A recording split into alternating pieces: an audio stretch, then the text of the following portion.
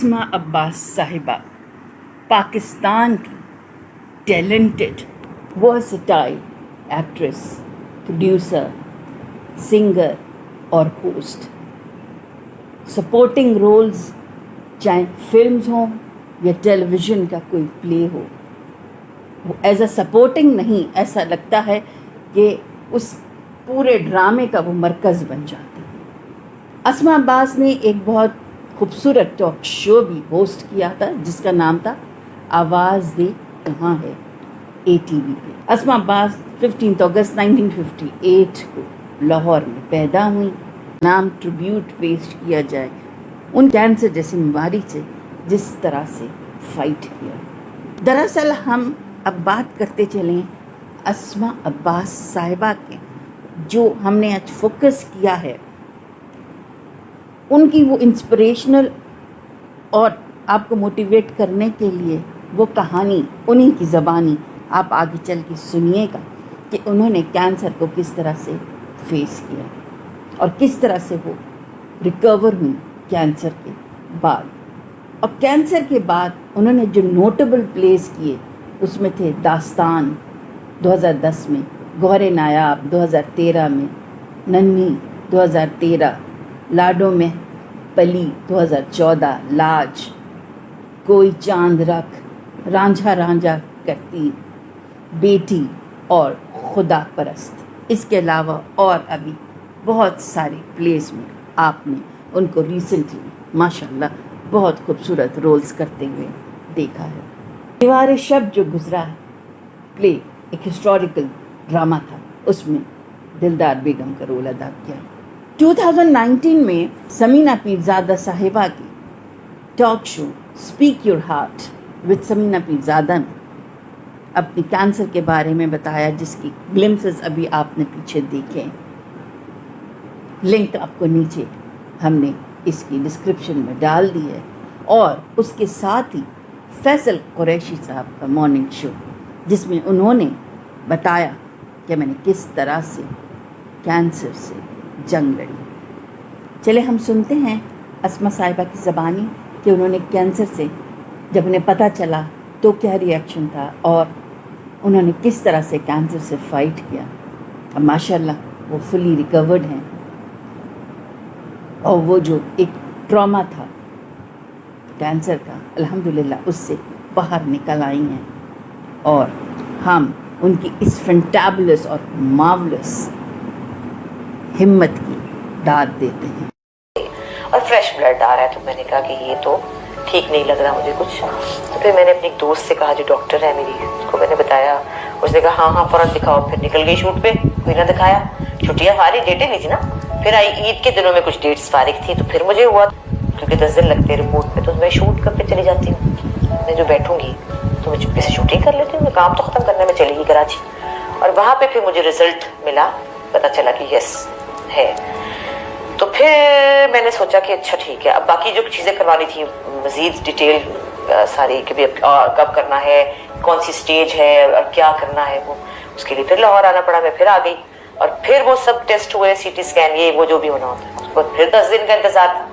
मैंने कहा अब ये तो हो ही गया है, तो जिनकी शूट पड़ी हुई है मुसीबत, उनको तो कह दो भाई अपना काम खत्म करो, पता नहीं क्या हो क्या ना हो, हालात क्या होते हैं। तो उनसे मैंने कहा भाई मुझे कैंसर हो गया, तो ज़रा आप मेरी शूटिंग तो ख़त्म करें आप कराची।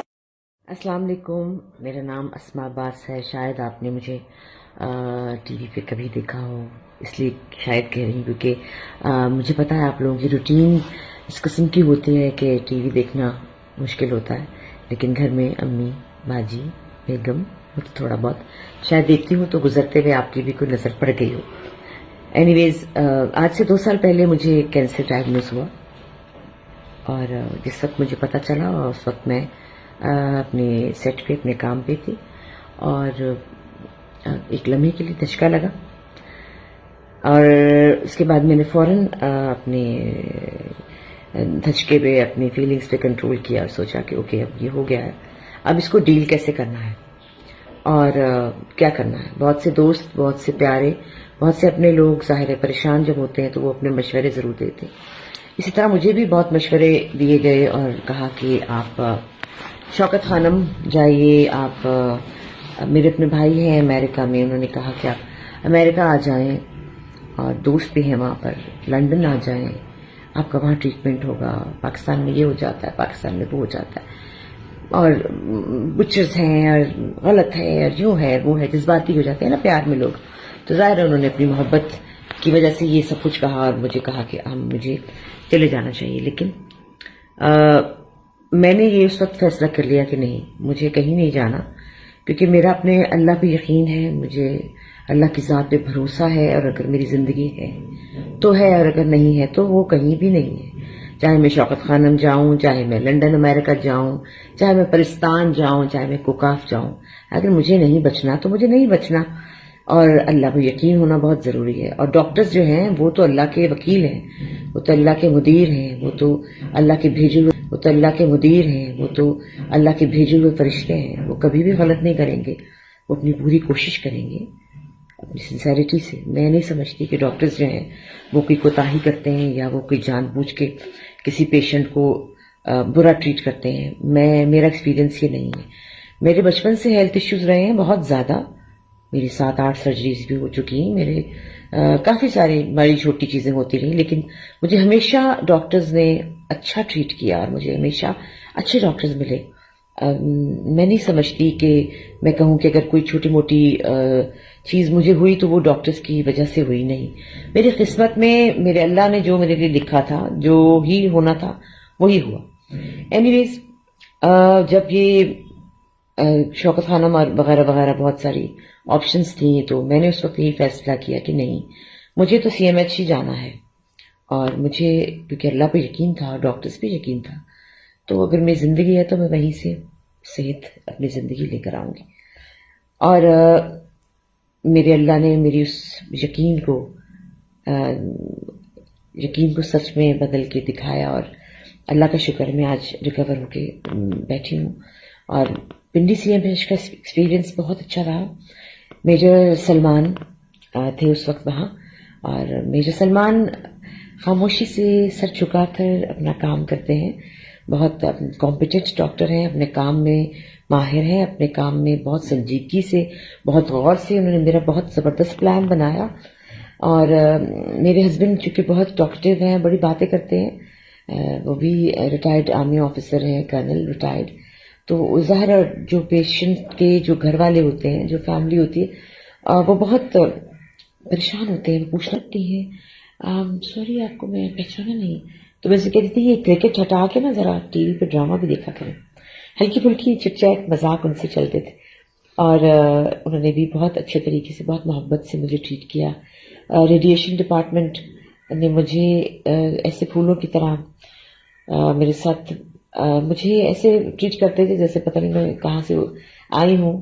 میں سمجھتی ہوں اگر میں تو آرٹسٹ ہوں، اگر میرے لیے مجھے لوگ پیار کرتے ہیں، پسند کرتے ہیں، اور اتنی کیئر مجھے ملی ہے. لیکن میں نے یہ نہیں کہوں گی کہ صرف مجھے ملی ہے. وہاں ہر پیشنٹ میں نے دیکھا ہے کہ اس کو بہت پیار سے ٹریٹ کیا جاتا ہے، اچھے طریقے سے.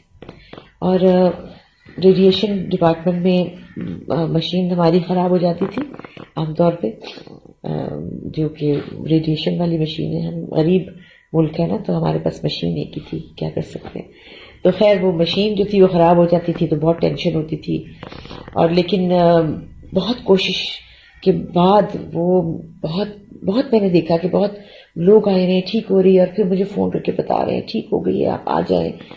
تو یہ بہت بڑی بات ہے کہ آپ کو اتنے پیار سے ٹریٹ کیا جائے اور اتنے اچھی چیزیں آپ کو فراہم ہوں. میں یہ سمجھتی ہوں کہ میں خوش قسمت ہوں کہ میں نے سی ایم ایچ سے ٹریٹمنٹ کرایا. پاکستان سی ایم ایچ جو ہے وہ پاکستان، میں یہ سمجھوں گی کہ لوگ باتیں کرتے ہیں نا سی ایم ایچ کو، بڑی باتیں کرتے ہیں، ویسے صحیح جو بات ہے. لیکن میں اب ہر ایک کو کہتی ہوں، میں اب وکیل ہوں سی ایم ایچ کا، کہ نہیں، میں نے وہاں سے ٹریٹ کروایا ہے، مجھے پتا ہے کہ وہاں پر کس قدر سنسیریٹی اور پیار سے کیا جاتا ہے علاج.